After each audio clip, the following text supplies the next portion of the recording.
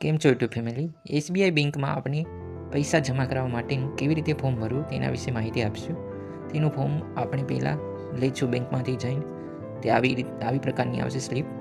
તેમાં પહેલાં આપણે સ્લીપમાં તારીખ લખશું. પછી તારીખ લખ્યા પછી તેમાં બ્રાન્ચનું નામ લખશું. પછી એકાઉન્ટ નંબર લખશું જે બેંકની પાસબુકમાં આપેલો હોય તે. પછી બેંકની પાસબુક પ્રમાણે નામ લખશું. પછી મોબાઈલ નંબર. પછી આપણે કેટલા પૈસા જમા કરાવવા છે તે આંકડામાં લખશું.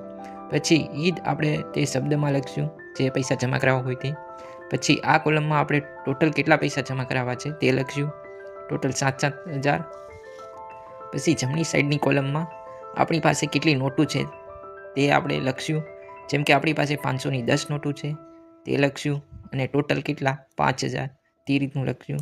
પછી 200ની પણ આપણી પાસે 10 છે નોટો અને તેના ટોટલ 2,000 થશે અને ટોટલમાં તેના 7,000 રૂપિયા થશે.